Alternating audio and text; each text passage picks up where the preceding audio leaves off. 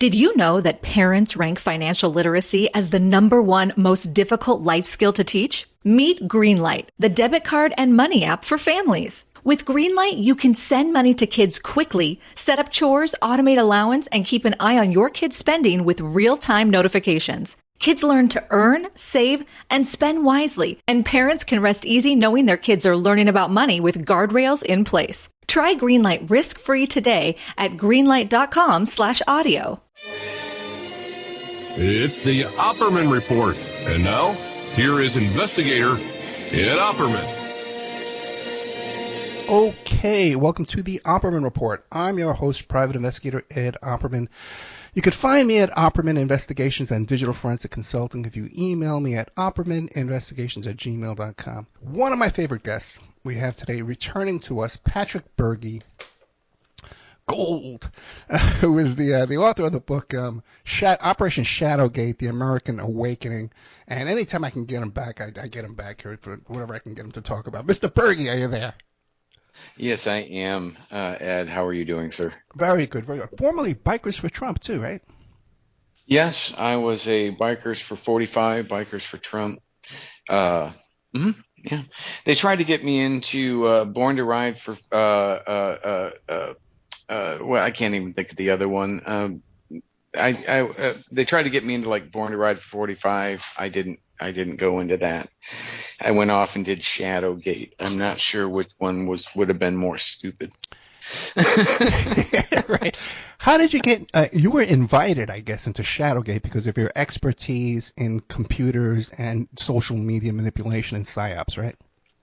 They reached out to me right after I had actually filed that Ketam whistleblower lawsuit in January of 2020, just before COVID. In fact, I'm pretty sure I picked up COVID and on the train in Washington on the way back. I love taking trains. Oh, really? And no, me too. Yeah. Go ahead. No, but then that got you into this whirlwind of Roger Stone and Alex Jones and Millie Weaver and all these characters, right? Yeah. Which I had already been like aware of maybe a couple of them, like the Jack Posobiec. He came on my radar quite some time early on because, it's like if that's what you do for a job, then when you see other people doing it, even if they're trying to hide it, you kind of go, oh, yeah, that's what they do for a living. And so, the work that I had been doing as a job was the work that I did for like the Department of Defense that I'd written about in what was called IIA, or Interactive Internet Activities, which is basically social media psychological warfare, helping build these capabilities for the Department of Defense to use against our adversaries, which I later saw were being used on Americans, and that's kind of why I was speaking out. And that got picked up by the people, by Millie Weaver, who worked for, at the time, had worked like 8 years for InfoWars, and they asked me if I would do a documentary that was based on that. I agreed, and that was like April 20th. Then everything just went crazy after that. A couple days after that, the cops showed up at their house under really sketchy circumstances related to InfoWars. Millie Weaver's mom, who was like at the time, just before, dated a good friend of like people connected to InfoWars too. And they apparently caught her mom snooping around their InfoWars studio in their basement on their farm in Ohio. And when they confronted her, they took her phone. Apparently that turned into like a thing. Cops were called out there, but nothing happened. And then, fast forward like from that was April 20th, oddly enough, that they had called me. So that was 420. Oddly enough, how I can remember that number. And then it was like 425 I think it was like actually the day that they had ordered my book, Victim of the Swamp, online at on Amazon, and like the day that it arrived was the day that all went down, which was like 5 days after they originally called me. Then fast forward 3 months after after I had already interviewed with Millie on her farm a few months later in July for what became Shadowgate, and basically exposing the weaponization of social media to influence U.S. presidential elections. Oh my goodness, right? Yeah. By our elected officials. And so, How much do you think Russia's involved in all that? They don't need to be. They could just sit back and laugh. We're doing a great job destroying ourselves. And if I was advising them, that's what I would advise them to do. And I used to get paid a lot of money to advise people. Well, then what do you make of all this business with Tim Pool and all that whole little group of characters there getting that Russian money? Useful idiots. Yeah. Useful idiots. If you can throw some money at people, that was kind of one of the arguments that I was making. I made that argument when I was on InfoWars set talking to Alex Jones, saying, this is just we got to stop. Everybody's got to stop this. We've all got to acknowledge this is happening, and we've got to stop it, because we certainly don't have the high moral ground to call out Russia any more than Joe Biden has the high moral ground to call out President Trump after he pardons his son. Every one of them are just as crooked as crap. Now, Russia is America's quote-unquote adversary, but I know too many Russian individuals, Russian people. My second wife, although we were only married for a few weeks, she was Russian, full disclosure. She didn't hate Americans. Mm-hmm. She doesn't like probably this one as much as she did before she married him, but that just comes with the deal. It was like an over the curb deal. I'm like a used car now, right? So that's not necessarily on Russia, our marriage issues. But no, I mean, they don't hate us. It's just this politics between, and a lot of the stuff that I was calling out, like, our partnership with Paul Manafort, who later on, ended up because I called out Paul Manafort in Victim of the Swamp, I believe, and as being our partner and involved with all of this stuff. And then what does he end up? Manafort was involved in this PSYOP operation stuff? Yeah, he was a partner. He was Dynology's, his company 3EDC was Dynology. That's who I worked for, General Jones's company, James Jones. He was their number one partner, right? And that's what I was exposing, the fact that Paul Manafort, Roger Stone's best friend. And when I approached Roger Stone about this, before he knew who I was, he acknowledged to me knowing General Jones. And in fact, speaking to General Jones a few weeks earlier, he had told me, having dinner with him. But and Manafort also was partners with Podesta. They're doing the same exact stuff with, well, then let me ask you this. I'm in the back of my mind, I'm saying gold as I talk to Patrick Bergy, okay? But now, all this crap, Ed, you're catching on, right? Yeah, But January 6th, now the event planning company that day was founded by Manafort, okay? Mm-hmm. You knew that, right?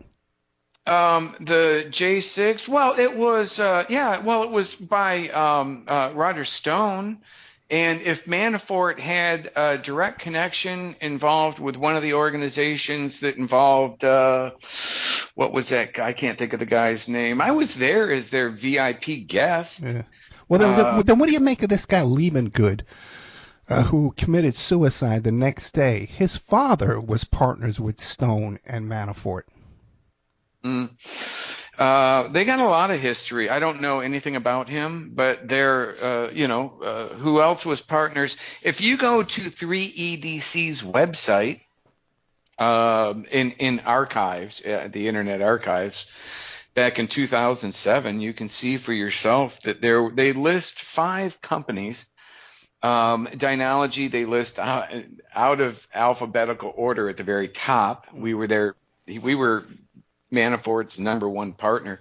And this is why, while he was working while he was the campaign manager for John McCain's campaign, Dynology was also working McCain's campaign, right? I was in Iraq working a contract for him in Iraq, but back in the States, Dynology at the headquarters, we were handling their email, their security, and their micro-targeting of social media, which is, basically the social media micro-targeting is a really polite way of when that sounds pretty harmless, right? Yeah. But when you know that the same company developed the ShadowNet application, and I had talked about this with the owner, Jim Jones, the son of General James Jones, at dinner just like a couple nights earlier. And, they were asking me about the potential of using it for influencing elections in the States and marketing it for that. So when I find out that they're doing that and I see micro-targeted social media, I see it differently. I see it as probably almost certainly an IIA operation, with the use of the ShadowNet.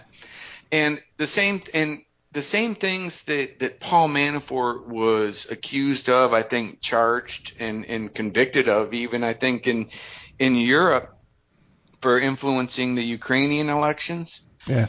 I think in 2010, and don't quote me on the dates, but maybe 10 or 12 or 14 at that time, the techniques and the things that he was being accused of doing would and could only be done with an application like ShadowNet. So, us being their partners and Manafort not actually making these applications, just being a company that sells this stuff, and Dynology not having any salespeople, just being a company that makes this stuff, it kind of seems logical that these two kind of got together and were selling the capabilities that I had helped develop to use against our adversaries in defense of our country, was being used on us by these guys. And then, Millie gets arrested as she's uploading the Shadowgate documentary. Roger Stone calls for her to be fired within a couple of days. I think even before she was out of jail. InfoWars fired a journalist that had worked for them for 8 years because of claims that were made about Roger Stone in that documentary by me, a DOD whistleblower. Right? So, in my opinion... What were those claims you were making about Stone? Real quick. What were the claims you made about Stone? Well, the claims I made about Stone was the claims that I... of the person-to-person conversation that I had with him at this event when I first met him, and his publicly known friendship with Paul Manafort going back 3 or 4 decades, and me just trying to get more questions answered from him on that. Now, he says, I haven't done business with Manafort in a couple decades. He said that to Roger Stone, or to Alex Jones, when they were talking about me and the claims that I had made. And then the very next sentence he goes, but I got Paul Manafort his job in 2016 working for Trump. And I'm like, okay, isn't that kind of working for Paul Manafort if you're getting him a job in 2016 to work on a campaign? Yeah, and he clearly brought Manafort into that campaign. So he brags about it. So I'm like, listen, you guys haven't been just nothing for the last couple of decades. I'm wondering what he knows. And when I asked him about that, he clammed up at that event that I first met him at Mugs and Jugs here in Clearwater. Stone did. Stone did. He clammed up after I meant he didn't clam up when I mentioned to him that I worked for General Jones. He did clam up when I mentioned Shadowgate. Oh no, I've never heard of that. And then never spoke of it again. And that's when these people started acting strange or entering into my into my area of operation, if you would call it that, including people like Tory, who later on, after I filed the Ketam, because if I'm not mistaken, Roger Stone's name was literally mentioned in my Ketam, in my whistleblower lawsuit, including Fox News. Hey, can you send me a copy of that Ketam and I'll put it up on Patreon? Yeah. Okay, good. Okay, great. It's probably around somewhere. No, but for free. I'll put it for free. But another interesting thing about that, the guy who ended up rejecting the Ketam, actually there were two people. Bill Barr had to say no to it, right? Because that's how the Ketam process works. You make two copies, you submit it to the federal courthouse, and one copy has to go to the director of the Department of Justice. The other copy goes to the judge overseeing it, which ironically was Judge Mehta, who ends up being Amit Mehta, who ends up being the judge that really prosecuted most of these people, including, I believe, Enrique Tarrio, which ironically, Enrique Tarrio, he was set up by Hunter Biden's attorney. During his. Did you know that parents rank financial literacy as the #1 most difficult life skill to teach? Meet Greenlight, the debit card and money app for families. With Greenlight, you can send money to kids quickly, set up chores, automate allowance, and keep an eye on your kids' spending with real-time notifications. Kids learn to earn, save, and spend wisely, and parents can rest easy knowing their kids are learning about money with guardrails in place. Try Greenlight risk-free today at greenlight.com/audio. Hunter Biden's Hollywood attorney, that fellow? Yeah, okay, yeah. That fellow. Yeah. Let me be very careful how I phrase this. Yes, sir. The guy that clearly knew gave me that Hunter Biden's Hollywood attorney's cell phone number, who was telling me he was a journalist. This guy, Aaron Soroka, I can't think of his name for sure. He reaches out to me, and then he starts telling me how he's, friends with Kevin Morris, and then he gives Kevin Morris's phone number, and I left Kevin a text that I guarantee pissed him off, because I found out Kevin Morris was the attorney that helped put together the South Park episode, or the South Park deal with Comedy Central. So I looked at him as being a legal representative of South Park, and I had turned – okay, so I had a copy – and I'm jumping around here a bit, but this is kind of funny. I had a copy of I ended up with a copy of Hunter Biden's laptop that I got from Rudy Giuliani, which was a funny story. I think I did a show on that with you. Yeah, we did. And one of the images on that laptop was a picture of that Hunter liked to take pictures of his poop, selfies of his poop. And so everybody's trying to post pictures of him having sex acts and shit and stuff. Sorry. And he's got this man is a well-endowed individual, right? Yeah. So I'm like, if you start posting naked pictures of Hunter Biden, right, you're going to get all the housewives are going to start supporting Joe Biden. Because, it's going to turn into a Paris Hilton moment, right? Where it's it's going to make this guy famous. So I thought the smarter play would be to post his poop, because that just kind of seemed weird, right? And so I took one of the pictures he took of his poop, clearly screenshotted from his laptop, and I sent it to the press secretary at the time, Jen Psaki, who did not want to answer the question about the poop that I had given. I forget what the exact question was, but it was something about not giving a crap. Purposely being rolled in there. But then I received the letter from Hunter Biden's attorney, demand letter, when that lawsuit thing came out a couple of years ago. for like all the information and copies that I had uh, Of the of laptop uh, stuff. of the laptop stuff and any communications I had with people. And God's my witness, they had to get me more space. I sent them everything. And it's like they had to open up more gigabits of more space on their servers. But and it included like all the stuff with Soroka and his attorney, and how like Morris was trying to trying to pay me like $10,000 to be quiet about it. And yeah, so I sent all of that stuff to him along with the Department of Oh my Justice. God! No wonder they didn't want to use it. Yeah. No wonder. Hey, but real quick, I don't want to. But what about this stuff about the John Mark Isaacs in Delaware, the blind computer repairman? That's a total nothing, right? Well, I mean, wow, he's kind of weird, Yeah. right? You know, enter the strange guy from a Mel Brooks comedy, right? But I'm not a big fan of Max either, so I kind of got an issue with him there. I'm a Microsoft IT guy for like 25 years now. So I'm not going to defend him on really any realm. But how did a blind guy do this is Yeah. beyond me. I'm really trying to figure that out.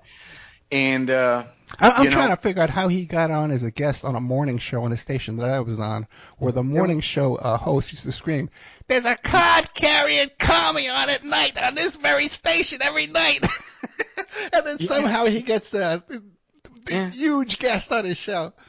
But I feel for him at the same time, because I've gone to the FBI about this stuff.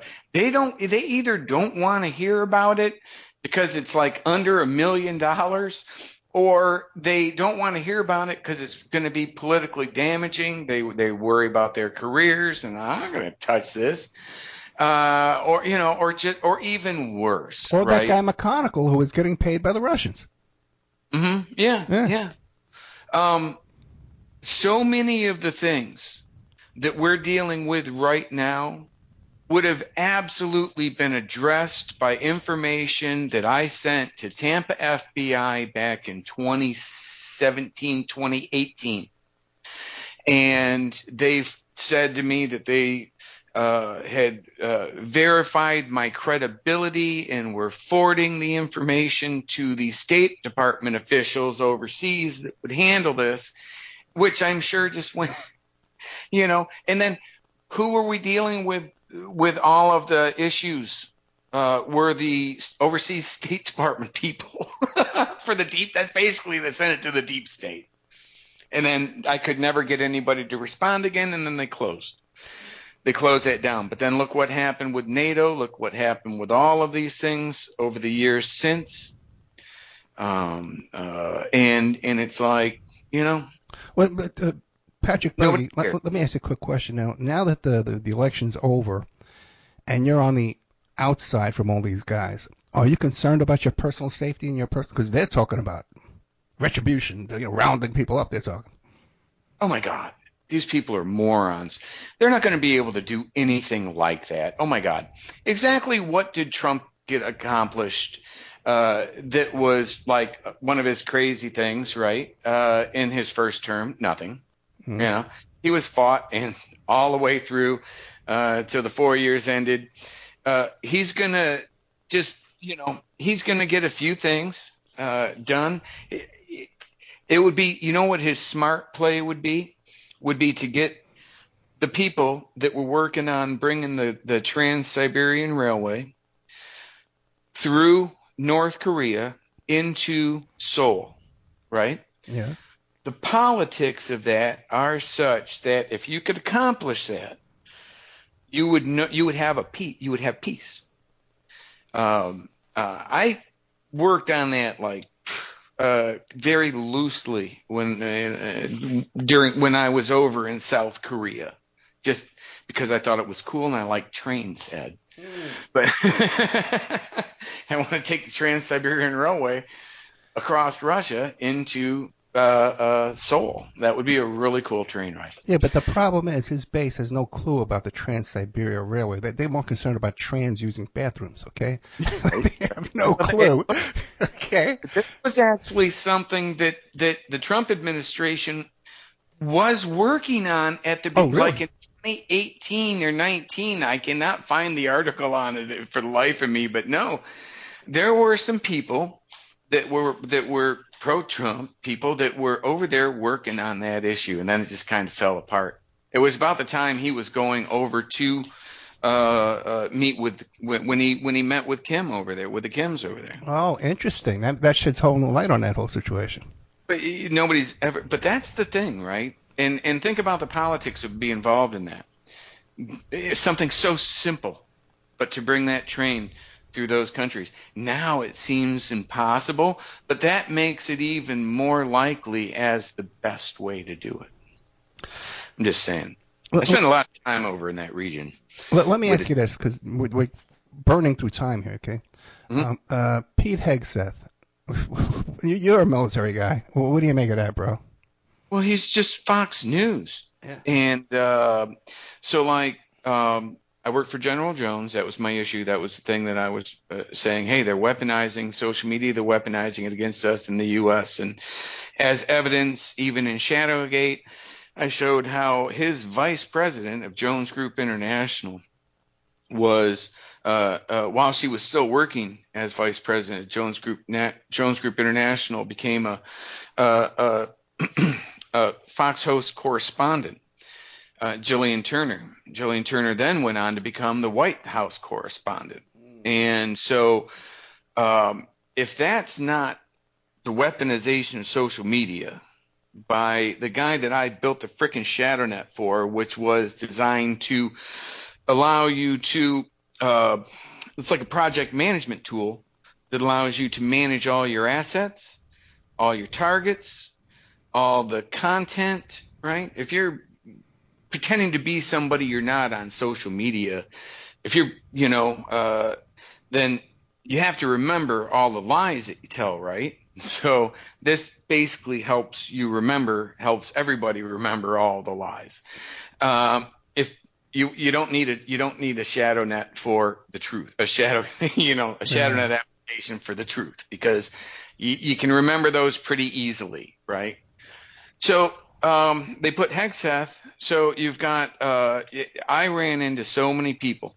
Dan Bongino, oh my God, he got promoted into Fox News right after he buried. I handed him a copy of my key tam.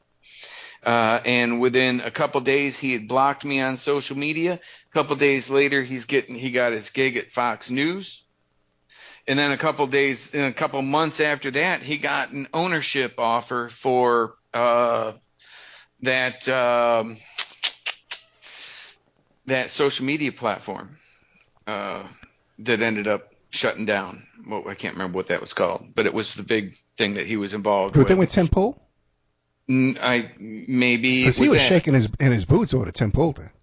Yeah, right. So, and I'm sure he was. I'm sure he was, because he is, in my opinion, just bought and paid for. He is the most he used to be Obama's protector. Who thought that he would be the best guy to be the voice of like MAGA or Trump? I don't know. Oh, the guy who swore to, throw himself in front of a bullet to protect Obama is going to be the guy that we're going to trust with Trump. I don't know. These things have never made sense to me, Ed. And then when I did end up engaging with him and meeting him, he did not disappoint me with his dishonor and cowardice. So, but what are you going to do, Ed? Right? Because they do hold all the power. I can say anything about him that I want that's true, and it's despicable. But it doesn't change a thing, because these guys, they are keeping in power.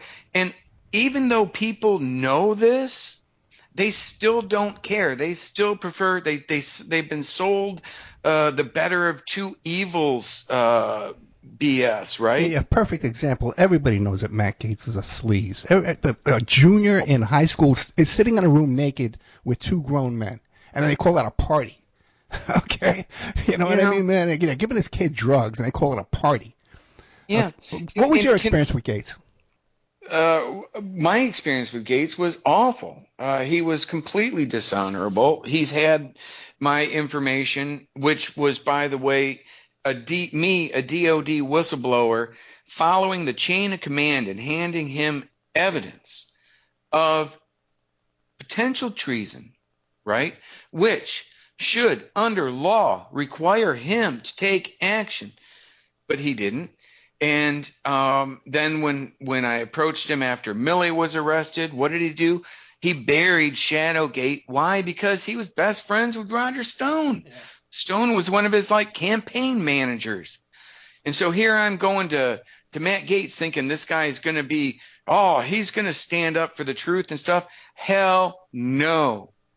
He stood up to protect Roger Stone, to bury the evidence of a DOD whistleblower, a guy that spent 7 years overseas away from his family, working both in uniform as a contractor to defend his country, and comes back and says, hey, guys, this is bad. Could you help me get – nope, they bury it because they're the ones doing it. And how could I have known that? I couldn't have, but I figured it out a bit too late. I am just a damn PFC after all. Now, what do you make out of good old Rudy Giuliani? You know, you've had a lot of dealings with him. What do you think about his current situation? Exactly where he deserves to be. He is such an idiot. He is a dishonorable person. He will lie. He will just sit there and lie to you without compunction to save his own ass, right? And I sat there. I watched just with him, Millie, Gavin, and his receptionist with the big tatas. We watched like a half hour of Shadowgate. I told him how, when that the ShadowNet almost certainly provided John McCain an unfair disadvantage in the primary that he ran against McCain in 2008.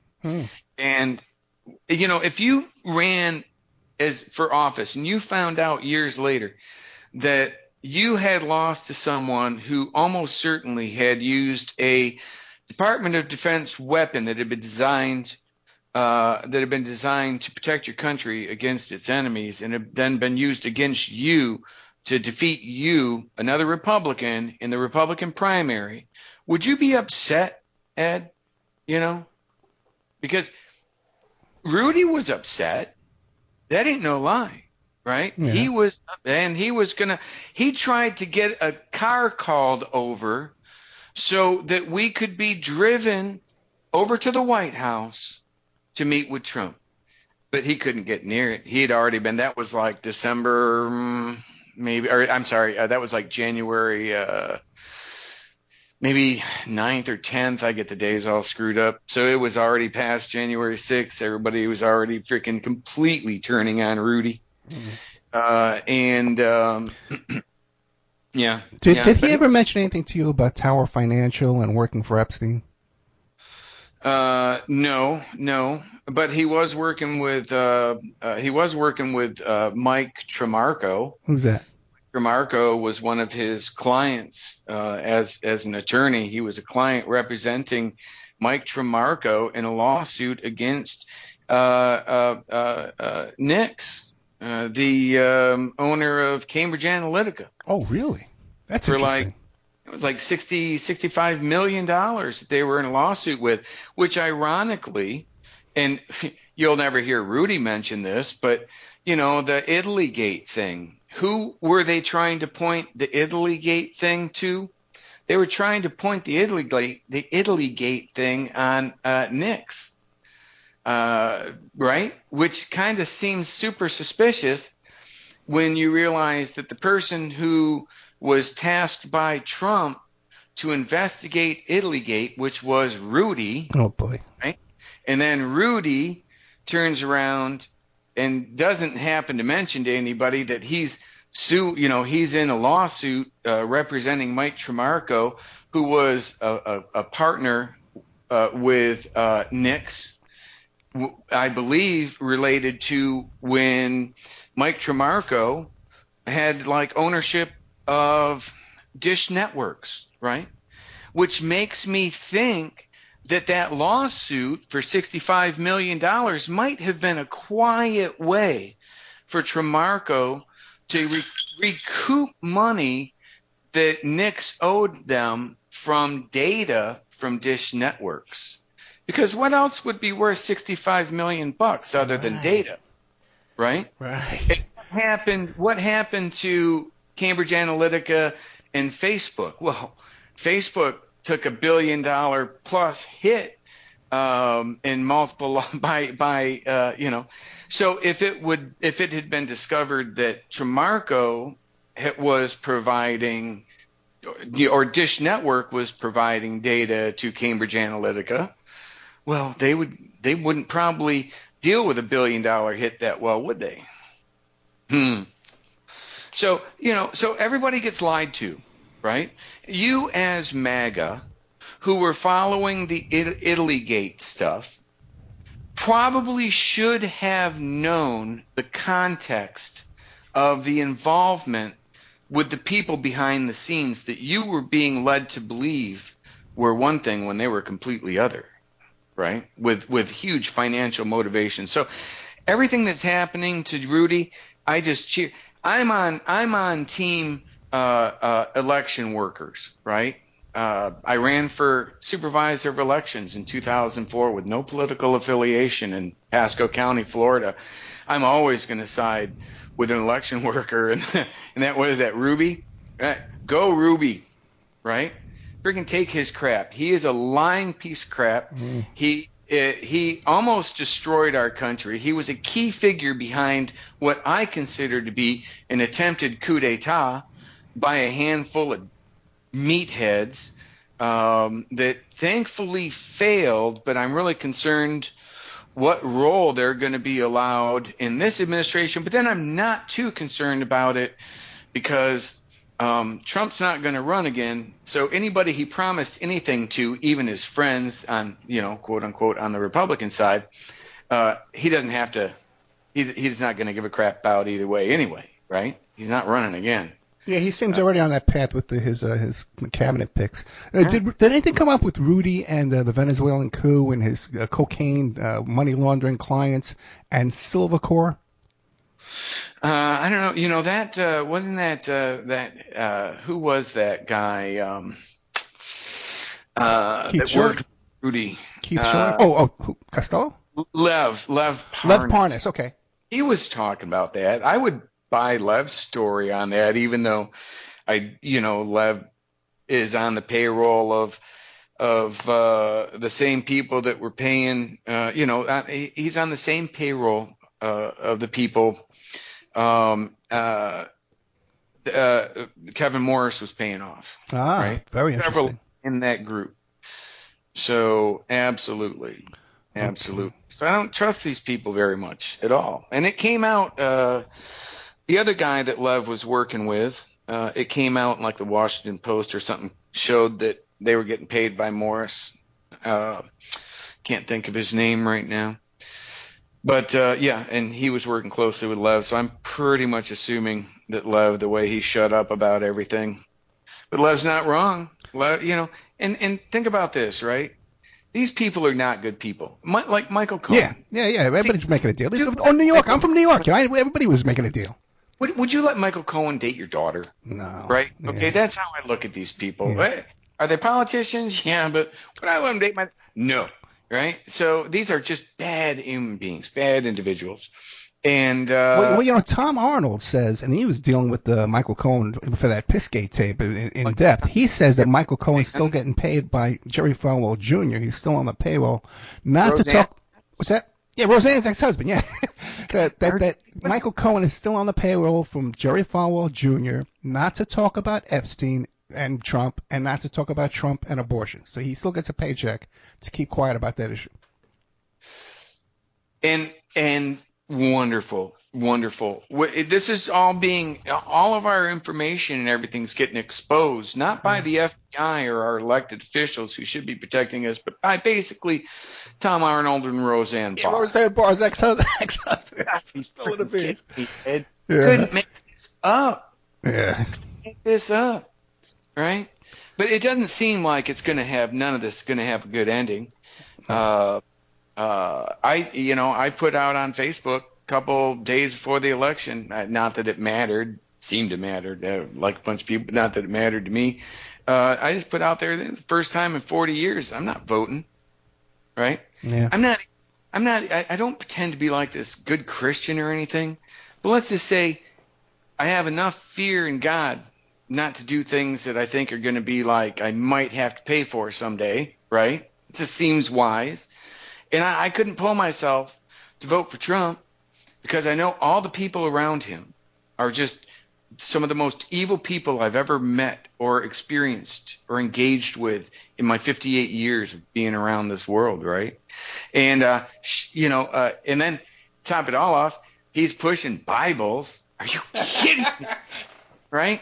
It's like, and so I'm pretty sure, and I don't care, and I see former PSYOP, the former head of the CIA, Michael Flynn, going around to these religious organizations and churches, and I'm just looking at them going, people, you're being played, and these people are so low that they use God, and they don't care. Flynn doesn't care. Yeah, Ollie North, too. Ollie North from Iran-Contra used to go around and talk at churches, too. Yeah. So these people, they will do or say anything. And normal people like you or me, well, not me, because I don't consider myself normal because I actually worked with these types of people for years, but, providing IT support, not operationally. So I get the depth that we're capable of going, right? And I look at these people and it's just so sad. It's so sad that they will say or do anything, And I voted for Trump in 2016. Bikers for Trump, yeah. Right? I did not vote for him because I thought that he was the optimum replacement because, Mother Teresa couldn't do it, right? I voted for him knowing that he was like basically would do or say anything to win, and he would call out and expose people that I knew were being really bad and needed to be brought to light, right? And I'm like, oh, this guy's perfect for that. Let him go. And he did, but then I realized all the people around him, there was definitely no draining of the swamp. No, definitely no draining of the swamp. All we did is just, he just became like the manager of a new swamp. Yeah. A deeper one with critters like, now we've got people like Roger Stone that have even more credibility, more power, more influence. And these are the people like Roger Stone and Paul Manafort are the people that represented Imelda Marcos. Right. And they called it the torturer's lobbyist. Yeah, after they had stolen billions from the impoverished Filipinos. These aren't God's children, man. These are the most evil people that have probably walked the planet in our generation or even generationally, right? Just in my personal opinion. Can I say it like that so I don't get sued? It's obviously an opinion. I cannot provide facts that they are, in fact, evil. And not only that, they all seem to have the same sexual perversions, too. Manafort giving his wife away to other men, and Roger Stone bringing other men into the bedroom. The stories about Trump trying to hit on other men's wives and stuff. They've got the similar perversions. Yeah. And, I don't even care about that. Do what you want, right? But don't then turn around, represent yourself as someone better or different, and use that power and influence to then alter the course of this country. Do it because of who you are, and let people judge you based on actually who you are. which is kind of what Trump did. Nobody who voted for Trump can ever look back and go, "Wow, I didn't see that coming." Right? You knew you were releasing a bull into a china closet, but you knew that the china was already largely messed up, missing a lot of pieces, and needed to kind of get redone. Well, speaking of a destroyed china closet, what do you make of this whole Hunter Biden pardon? I know you mentioned to me earlier you wanted to get a whole different take on that. What do you got? Well, okay, so I explained earlier that of my connection with that. I never did finish, though, that I had turned the pictures that he liked to take of his poop, into. I didn't turn it. Oh my God, what's the guy's name? I'm going to kill myself. He's wonderful. I'll think of it. But he turned it into a Mr. Hanky type character, right? So he turned it into Hunter Hanky, we called it. And so I had sent that characterized image of Hunter's poop holding a characterized version of his actual laptop with that image open on his laptop, like Hunter Hanky was going to go like privately do something looking at his own poop or another poop, right? Because that's what poop would do, like for poop porn, right? And so I send that to Kevin Morris, asking him as legal representation to Comedy Central if he could speak to the boys about getting Hunter Hanky brought in as a character on South Park. And I did not at that point get a response again from Ever. Mr. Morris. Ever from that point on. Go figure. It's too bad. The guy seems to have a lot of money to spread around. So the Hunter thing, right? So. Well, no, before you get to that, real quick, the version that Matt Gaetz entered into the congressional record, is that the full Hunter Biden laptop as far as you know? Well, as far as anybody knows, Yeah. it is, but could that have been – there's no chain of custody on it, so you could never use it. You could never use it in any court of law. Could you use it politically? Probably. Is 99% of it, 99.99%, is 100% of it true? Probably.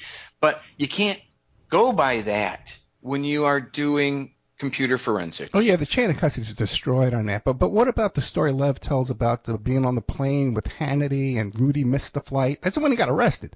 And he tells me on tape that he was going to Vienna to get another copy of the laptop that was being supplied to him to them by Russia. He goes on MSNBC. It's a different story. But I got him on tape. But was it, what do you know? What's that? Was it a different laptop? It must be little bits from here, little bits from there. He says that the Russians would give invite Hunter to Kazakhstan, hook him up with hookers and coke and stuff like that, film him, and they were planting on the laptop. On Hunter's laptop, there was a recording of him talking about getting his laptop stolen by a bunch of Russian hookers. While he was telling this story while he was doing blow, and I believe possibly banging another chick while he was talking to his ex, or I'm not sure how that was right. It was a long time ago. Yeah. But there was a video on his laptop of him actually talking about that. But I would caveat that with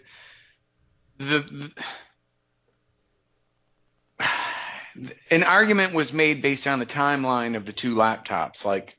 But I don't fully conspire with that timeline, so it's still kind of open to me.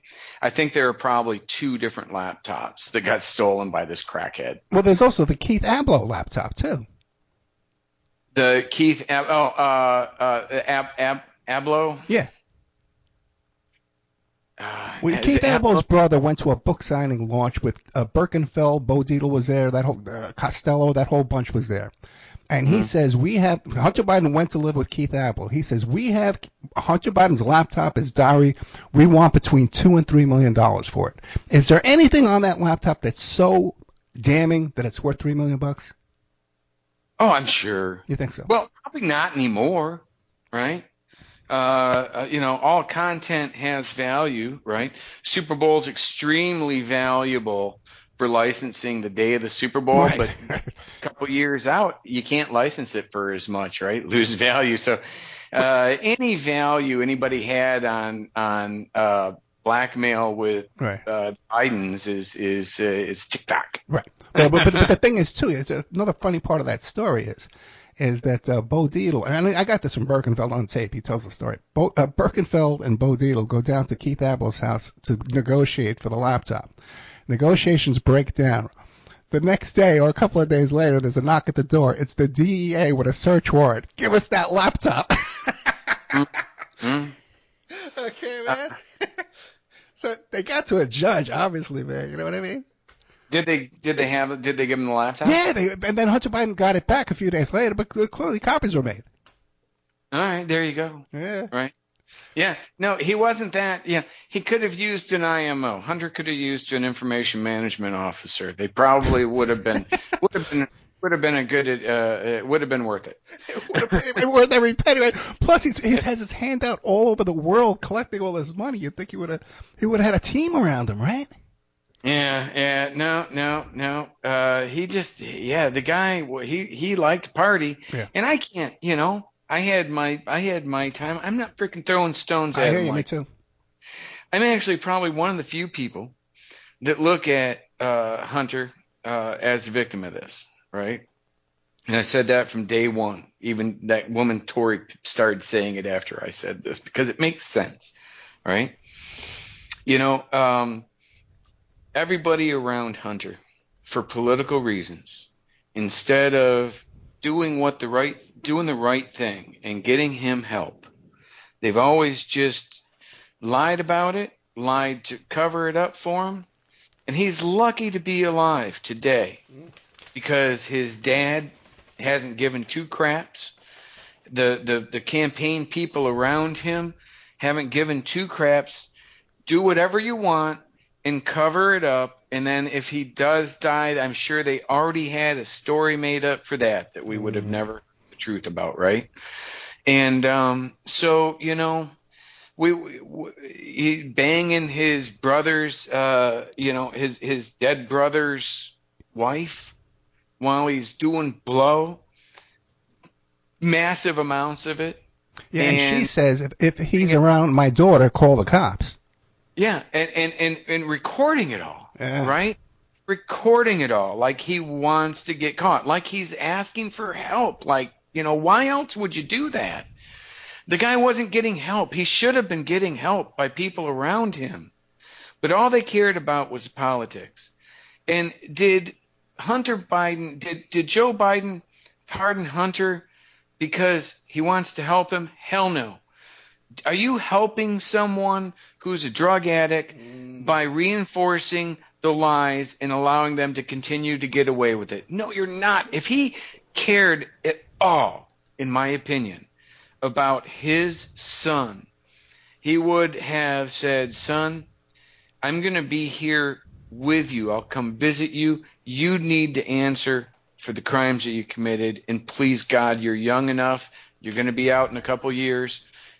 And learn from this, right? And maybe in 10 or 20 years, Hunter Biden will still be alive, right? And be able to get away from these heavy drugs. But what do you want to bet that if it hasn't happened already, if by the time within the next couple years, Hunter Biden's dead from an overdose, right? Because do you really think just because he's like the president's son, this is all over with his addiction? Yeah. No. The addictions don't end like that, right? They don't end by lying to the addict because you don't want to offend them or you want to, I know so many guys who will just say whatever they want to a girl when she's, just to sleep with her, even though, here, do this, no. It's not how you are a good human being, right? If you are truly someone's friend, you're going to be honest with them. And you're going to still be there to support them if they even want it afterwards. But you're not helping them by lying, covering for them. Yeah, and it's right? not like he was going to get 10 years. No, Yeah. this was, but it's a life sentence. Yep. If he doesn't get away from the drug, the hard drugs, we're not talking about weed here. If he doesn't get away from the hard drugs that if Joe even watched one video on the laptop, like go to the it's online, Dad. You don't need one of those Microsoft parenting software applications to monitor your son's crap with. You can Google it now, right? Because he was that careless. And you can see what your son's been doing. And you can't just condone it. You can't cover it up. And the only reason he's doing this pardon is to just, in his own mind, I think, in Joe's mind, it's gonna end any future trials or things like that. That's going to further soil Joe Biden's name. But what's it going to do to help his son actually quit, actually take responsibility for the actions that he's done and begin the actual steps to quit? He says he hasn't done it in 5 years. Bullshit. Yeah. And the sex addiction too, has that been addressed? Come on, and that comes from poor parenting, absent parenting. Yeah. Well, I'm a sex addict. I'm just like, I just have no sex. My shelves are bare. So we're not going to hold that against him. Yeah, I'm just so ugly. I can't fulfill it. I would be a great sex addict if I could actually have sex. Oh, my God. Listen, on that note, I don't know if we want to head there or not. But we only have like 4 minutes left, okay? Not even that. But can you come back and tell us about I wanted to ask you about Alex Jones, and I want you to come back, though, and tell us the whole story. You want to tell us about Scott Ritter. I know that had a big effect on you. Scott Bennett. Scott Bennett. Sorry, Scott Bennett. Yeah, no. So real quick, Alex Jones, and then you got to promise me you come back this week or next 10 days. Yeah, no, I'll come back whenever you want me. What do you think of Alex Jones and his demise? It's just sad. It's just sad because I look at them as patriots. I don't look at them as, they look at him as what they called Cambridge Analytica in the trial, in the court hearings. Steve Bannon and those guys, they had named that demographic as the neurotics, and they targeted that neurotic demographic, the InfoWars followers. Yeah. Right. And so they've targeted a demographic. They killed a documentary that would have exposed them weaponizing social media, using their data to target those demographics. And now they continue to do it. And these are actually good Americans, good people, right? Maybe not one of the, religious people are one of the first to be targeted for these types of IIA operations because, if you're someone who has the ability to believe in something you can't see, like God, like Jesus, then you have the ability to be manipulated by these people, right? That's just fact. And it's not a good thing. It's a vulnerability within all of us that these people just look for our vulnerabilities to exploit, and that's sad. And he's going to continue to do that. And people are going to continue to support him. And when they support him, they support more victims. But they just keep growing it on themselves. And that's why I shut down all of my Patreon. I shut down all of these things because I wasn't trying to do this to be a podcaster or a reporter. You have a much better voice, right, than I do this. You do a good job at this. You've been doing this stuff for like 20, 30 years. No, 11 years. 11 years I've done the radio. No, but before that I did guest appearances like you're doing. But you were like a reporter, right? For years before that. And this is in your blood. This isn't in my blood. It's not something I ever want to do. I like to actually be off the radar. Yeah. Me too at this point, man. But listen, Patrick Bergy, we're out of time. Okay? Thanks very much, Ed. No, thank you, man. And I can't tell you something. Here's a guy, bikers for Trump, and here I am on the total opposite side, man. And I love you, man. We get along great. I tell you, because I think we both have good intentions. We're both honest people with good intentions. Right. Thank you, my friend. Thanks, Ed. Good night. Have a good evening.